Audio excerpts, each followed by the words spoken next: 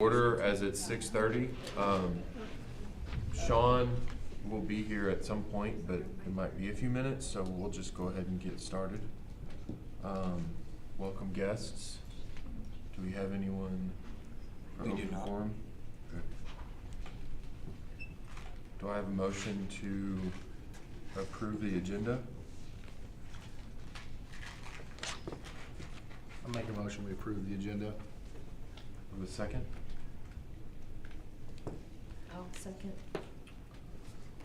All those in favor of approving the agenda, please raise your right hand.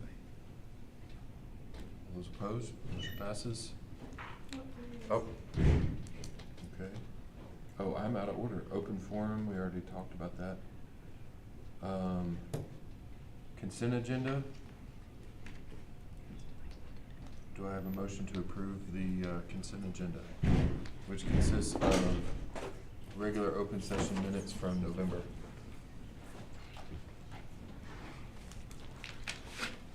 I believe we already have a motion and a second for that. We just need to take a For the vote. consent agenda. Consent agenda.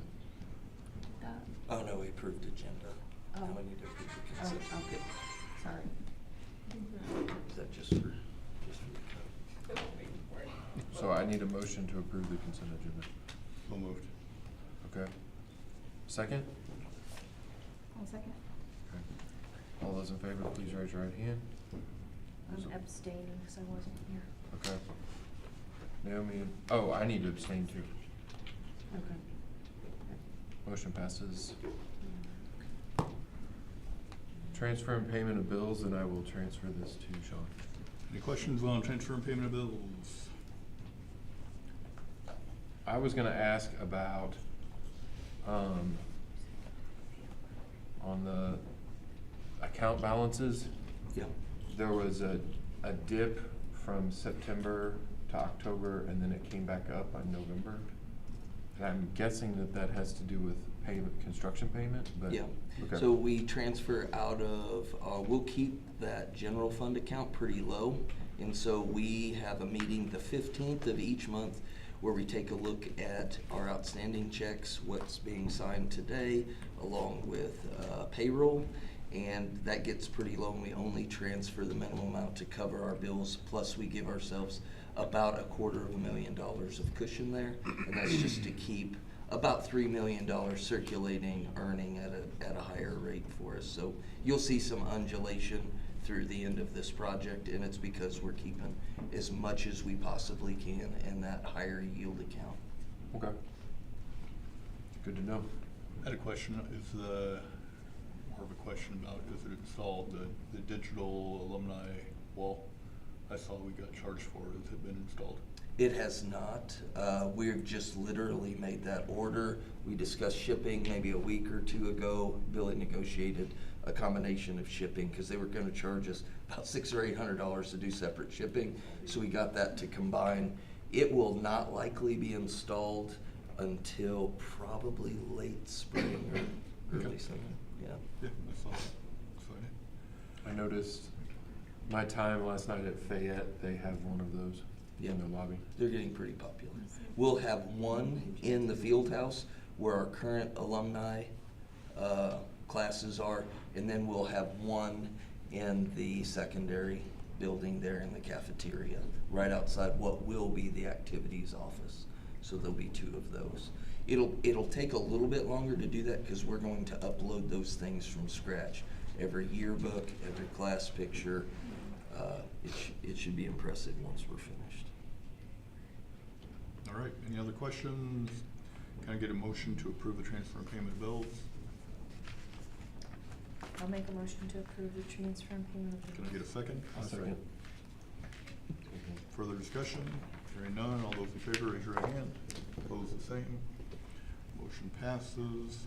Superintendent's report. Sir, we're in the holidays, so part of that is very stressful for our staff as we close out semester one, but part of that is very celebratory. And so we've had a lot of community events, including Christmas on Main, the parade, those went very well. A lot of great concerts. We missed a couple concerts on our event calendar. We're going to be working on making sure that that stays updated. We still have Phil Boy coming in January. Christmas party went well. A little over 30 people attended that. We do have 5 candidates for our 3 open seats. Dr. Strong, Matt McCoy, Mitch Branson, Mr. Alfred Brandt, who's in the gallery, and our most recent filer, Mrs. Jill Chapler. So we're pretty excited about that. Personnel and staffing, we do have some concerns at the first grade level. We're at 23 and 23, and we expect potentially 2 more first graders to be moving in after January. As a matter of fact, of particular interest to you guys, we did our food service verification report a couple weeks ago. On that report, we have 620 students listed. And since the report, we have about a dozen students that have enrolled and either already arrived or will be coming to us after the new year. And we're not aware of any leaving. So where we were about the 590 range the last time we did that, we're 30 ahead there, and we'll end up about 40 larger than we were this time last year. So we'll be looking at potentially bringing someone in to help us out with that first grade class. We will have a nurse candidate in closed session. We are already looking to spring and hiring of particular interest. I don't think that it necessarily applies to us, but it's something we've got to think about and acknowledge as we compete for staff. Jefferson City has a lot more staff than we do. They've already hired about, I think, 15 teachers. They don't even have openings yet. Now, they have an anticipated turnover, but we have larger districts around us that are up in the ante on what they're doing to get staff in, locked into contract and ready. I don't think we can quite get there. We're just not big enough to do that. But we do have to think of ways for us to attract and get them here as soon as possible. So we're working on that. We're still continuing to focus on academics, curriculum, and data for professional development. And like I've discussed earlier, culture and climate is going to be a big one. There's no way to work harder, longer, and better without really taxing your people and wearing them out, because they're doing all the same things they were fatigued from before. We'll talk about facilities and bond projects a little bit further down. We are into our winter routines. Of particular interest, we're going through and we're auditing our current inventory of just what the things that we have in storage. For instance, teachers are getting new desks for the middle school. We won't keep those desks. I'll be bringing you a list in February. Cliff and I have already started that. Erin started on her side of items that we'll want to surplus. I think it's in our best interest. Gov Deals usually doesn't have the return that schools would expect. We may try and surplus that stuff locally with a silent bid here on a weekend in the gym. I think we'll do better in that way than we will going to Gov Deals. Some things that we're looking through haven't been touched in 5 or 10 years that we've got in storage containers back there, desks that we no longer use or are out of service. So we'll be looking to surplus those. Athletic and fine arts, if you have an opportunity, holiday tournaments ongoing, some really good basketball being played over there, always enjoy that. We're already planning for spring track and baseball, which is a big deal. Budget and finance, already working on budget for next year. One of those key components is the minimum base salary. It has to be our #1 focus. I think we're in a pretty good spot to handle that right now, but we really have to be thinking forward. Right now we have full state funding. Our federal funding is at a typical level, right? But I don't anticipate that or state's full funding lasting forever. And don't forget, next year's minimum base salary is $41,200. It won't be the year after. It'll be about $42,500. And the year after that, it'll be almost $44,000. And the year after that, it'll be $45,500, almost $46,000. And my point is this: when I talk about our budget being able to handle a potential jump to only certified teachers at that $41,200 base salary, it increases 3% every single year. And I don't see, I'm predicting that we won't have the same level of support at the state level for the next 5 years. So we have to plan to not have it so that we can live and survive through that leaner time. With that being said, getting quite a few students move in that need additional sped services, and we're overloading our special education staff. We're also looking at increasing that teacher by one. If first grade stays the way that it is, we will need to have 3 teachers at first grade next year.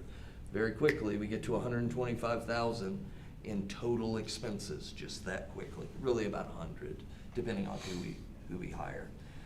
Jason Hoffman will be addressing the Central State 8 superintendents on January 6th to talk about state budgeting and planning, as well as the formula task force. So far this year, we are on track with our budget, and like I indicated earlier, due to AV, I anticipate finishing well above, 3 to 5 points above where I predicted, just because we had a 14% jump in our assessed valuation. That's pretty big impact, which is what will allow us to entertain a jump to 41.2, which will be a $300,000 to $400,000 jump.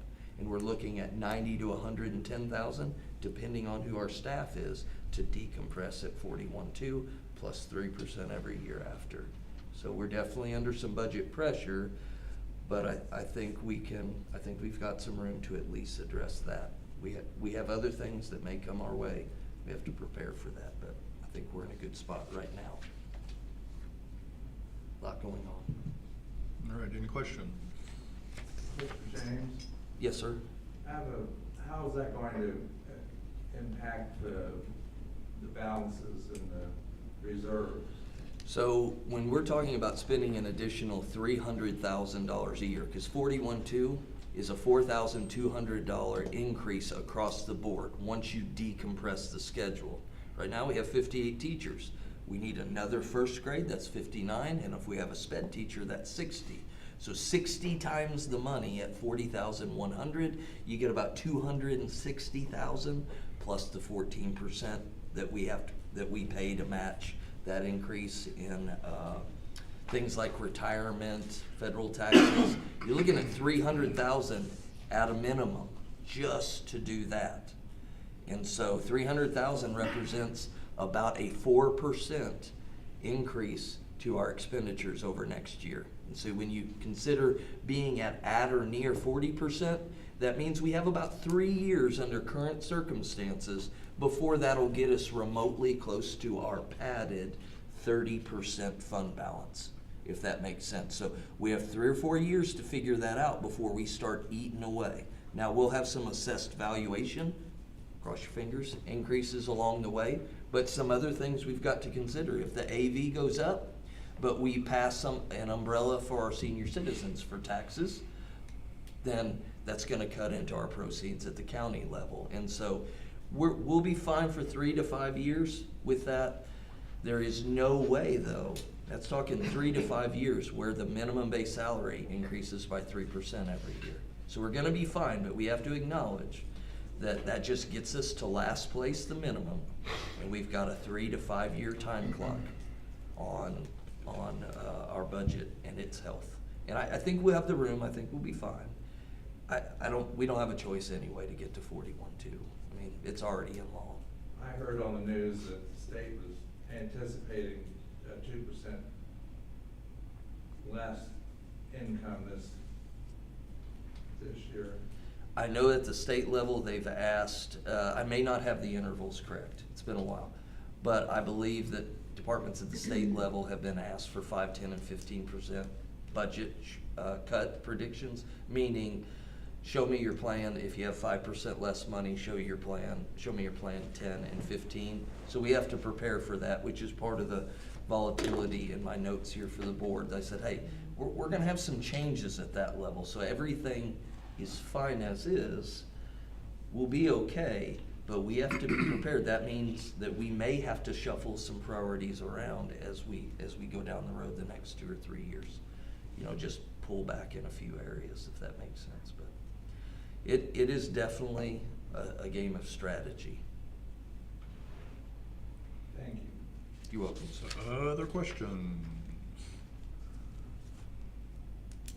clearly there are a lot of unknowns there, and, yeah, over the next, and we'll know more on January, I think, 13th with the governor's address, what his plan for elementary and secondary education, but we don't have much of a choice as far as increasing salaries. And again, you're at the minimum, which is not where you want to be either. Co-op with St. George Track and Field. January payroll? Oh, January payroll. All right. That's a simple one. January 15th, the first falls on a Thursday, which means very early. We won't have our timesheets and time cards in for that. We have to consider one of two options: moving the board meeting later, or simply having the board meeting on the 15th, and then having our officers come in to sign checks. Typically, we've had officers come in to sign checks. Would it make more sense with the way the January calendar falls? There's 5 Thursdays, so if we moved our meeting to the 22nd, would that allow, I mean, obviously it would allow us to sign checks, but maybe we would know a little more about, I don't know, budgeting? Here would be my only thought on that. For election purposes, we have until, I think it's the 25th or the 27th of that month. Whatever you guys would decide regarding an operating levy, we have to have that turned in fairly quickly, which means I'll probably have some examples of bond language then. I wouldn't mind having a little bit of business days to sort that out with Gilmore and Bell, so that we have the correct bond language that puts us in the best place. Okay. That would be my only concern there. Okay. All right, sounds like we're coming in to sign checks. Yeah. We can do that too. All right. Co-op with St. George Track and Field. This is something that worked incredibly well for us last year. We plan to do that, but I want you guys to be aware that we're gonna continue to do that. I don't expect that there's any downside to that. As a matter of fact, I thought it was ridiculously positive. So we intend to do that unless there's an objection. Any questions? All right, facilities, bond projects. The short story is we're on schedule and we're under budget, even considering the alternative and upgrades that we've added along the way. We have some room, as I've discussed earlier. I will be going through an estimated cost analysis along with those prioritized items that our community group indicated that they were interested in, along with several other projects that we had discussed along the way. So I'll have those in somewhat of a prioritized list based off my intuition, and then I'll have an actual dollar amount associated with those so that we can take a look at what we anticipate our surplus being and decide whether or not we want to do any of those projects. We are on schedule at the middle and high school edition with roofing and windows being complete. Slight adjustment when they said that there would be a glazing on Erin's administrative office windows. I didn't realize that wouldn't allow her at eye level, ground level, to look outside. We are gonna go ahead and remove, it will still be impact or ballistically glazed, but I need, and I think Erin agrees with us, we need to be able to see the parking lot from the administrative offices. So some small adjustments like that. We're also moving forward with the mild renovation on the existing high school and the common areas, cafeteria, which is really good. Outside cooling units and heating units are placed on the field house. We are on time with that. Brian Voss from United Mechanical has done a great job for us there. We will have a substantial completion date of March there. We'll be running it through its first paces, probably about the second week of January, actually. I'm flirting with January 9th. Parking lots, they did survey this entry over here. I'm waiting on what that survey indicated and how the subcontractor and our general contractor are gonna be responding. North parking lot is, for all intents and purposes, completed. We did decide to go with 2 cameras instead of 4. There were just too many. We had, all the cameras were overlapping, but we had paid for those 2 cameras. We'll use them elsewhere, but we're waiting to turn over that equipment. Believe me, we could use a camera update. The elementary secure vestibule, we did go ahead and get the window installed, but we still don't have the writing surface. Didn't realize it didn't come with it. The separation between the upper elementary and the cafeteria. That'll happen in the summer, as well as the custodial closet there. Softball and baseball, demolition is complete. We had some issues with the backstop poles, hit a lot of rock over there. They have cored those out, and we have set all 4 of those poles. I believe they poured both of the concrete foundations for the dugouts today. It was a little messy. We are doing a renovation to the concession and the press box internally, just using a lot of the materials and the approach that we used on our track and football press box. I'm pretty excited for our softball and baseball folks to come back to that facility in the spring, having an engineer work on a couple of overhead canopies that will be low obstruction canopies for our bleachers, which I'm excited about too. Once I get those in, I'm gonna get a couple bids, but I think we'll have those most likely done here locally also. And then I'll bring you that list in January with associated costs. It's exciting. Looking forward to our open house. We will have a very busy summer, but I am looking forward to our open house and showing people what we've done. Very good. Any questions on the bond projects? Operating levy. Operating levy, this is the big question, right? And so we can lock down, I call it lock down our budget with a move just for certified teaching staff to 41.2.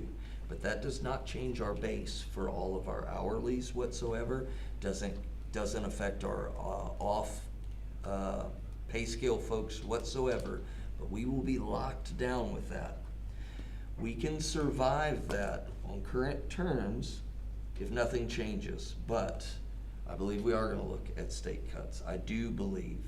ECSC, by the way, our kids aren't qualifying for that, which is a backhanded blessing, but that means that federal funding goes away. It's about $130,000 a year for us to have the pre-K. I will apply for grants, and I do believe I'll get to MOPQ, but I'm anticipating some loss of revenue there in terms of what we received. If we're gonna stay feeling healthy in that 30 to 40% range, we can't do that on a minimum operating levy. Every year, somewhere between 100, 110,000, and keep in mind, every time we go up, that 3% increase means that the increase goes up every year. 3% of 100,000 is 3,000, but 3% of 2,000 is 6,000. And so every year, one year we'll go up 100, the next year we'll go up 106,000, the year after that we'll go up 112,000. That is gonna take its toll, and it will dwindle our fund reserve. And we won't do anything fancy beyond just trying to keep up with salaries. The only thing I would say outside of that I would really believe is in our best interest to do, and our previous proposed increase I believe would cover, is a full-time school resource officer. We're having a lot of behavior issues on campus. That would help us, along with our current environment in general. This is the first district I've been in that hasn't had a full-time school resource officer. We've had a few issues with parents over the years. A lot of that we'll never have to deal with it just because of that presence. And I think from a safety and security issue, while we're putting all this film and impact-resistant glass and putting bollards in front of things, having a school resource officer on campus, I think would go a long way. And we've had a great history and partnership with our sheriff's department, including some of them coaching for us right now. So if we're going to do an operating levy in 2026, we need to decide that now so I can get bond language pulled together, get it in front of you at the January board meeting, and get the paperwork filed by that last week of January. That's what we would do with it. The bond language would say increase in salaries to meet the minimum base teaching standards as directed in state legislation, and fund all or part of a school resource officer. I think we could do what we've been doing, nothing extravagant on the operating side or on the building side really with that. but it's gonna get tight if we don't. And I don't think the time to do it is when it's tight and we don't have a choice. So with the resource officers, is it like a full-time employee for here, or do we share with, like you said, the sheriff's office or whoever?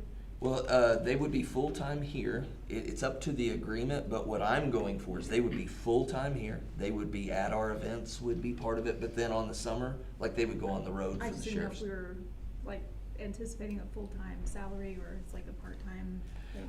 I would negotiate with the sheriff's department to share as much of that as we could, because for a few months in the summer, they would be working for the sheriff's Right. department.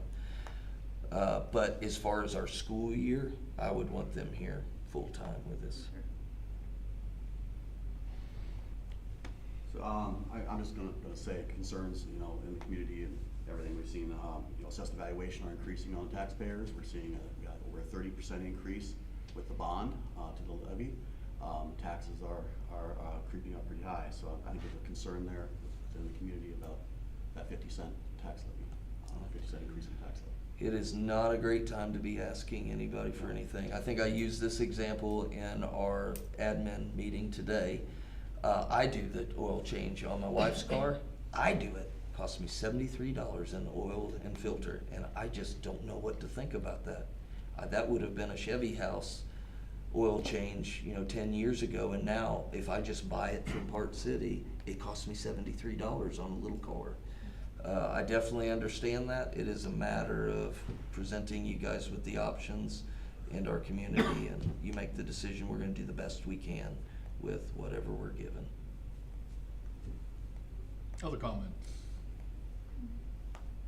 Personally, I think we need to keep asking, because at some point, I really worry that the state funding is gonna get pulled in a manner that the minimum salary already puts us in a bind, because it's spelled out the minimum salary, and so I feel like that's put us in a bind, but I really worry about the state's resources in the next 3 to 5 years.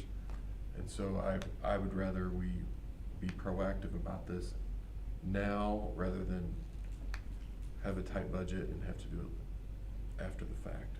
So When they passed that legislation, I think the spirit of which was to appreciate teachers. I don't think that was done with malice whatsoever, but I don't think they understood the impact that it would have to small school districts. I don't think they understood that at all.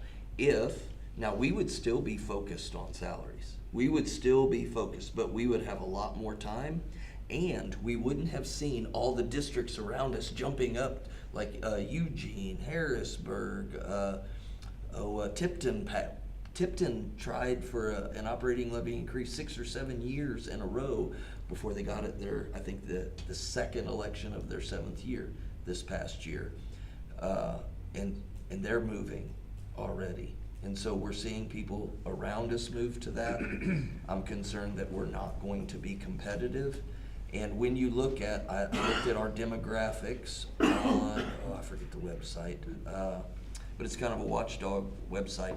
Our median number of years of experience was 4.5 at certified teachers.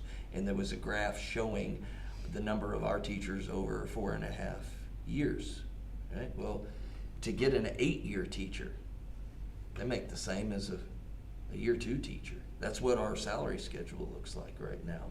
As a matter of fact, years 0 through step 6 or 7, you make the exact same thing. And we're not gonna be able to compete for that just middle, approaching mid-career teacher.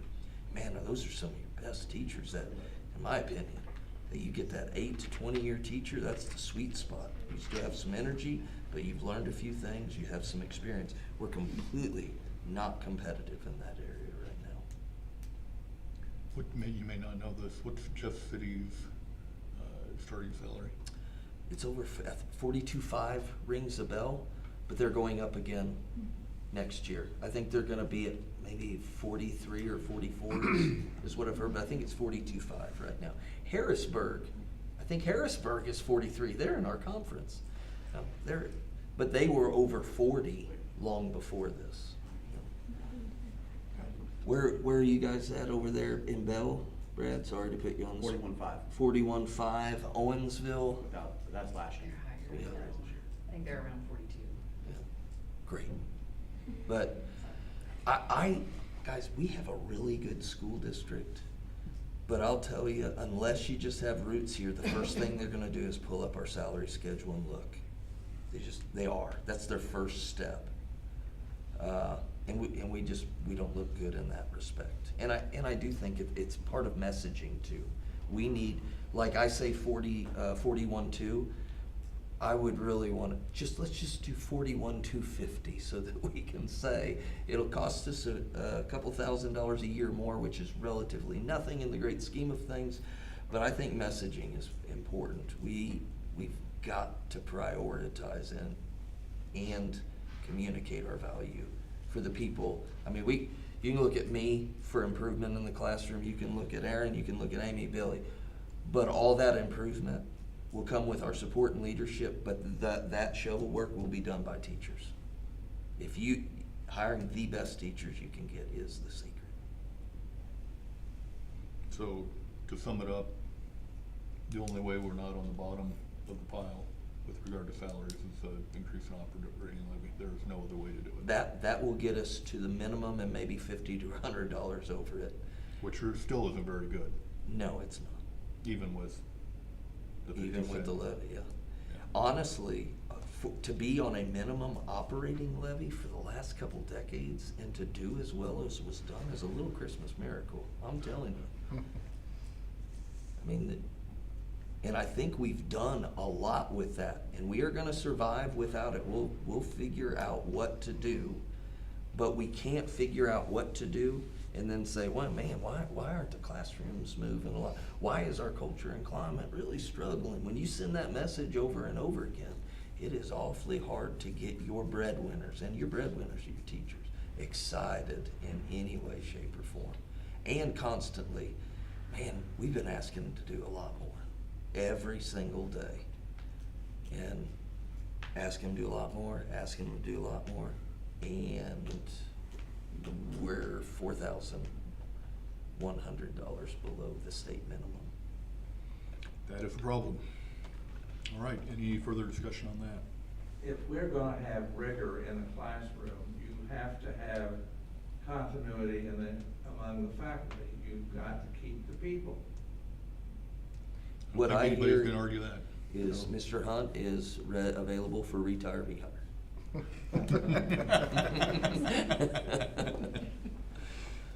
I would,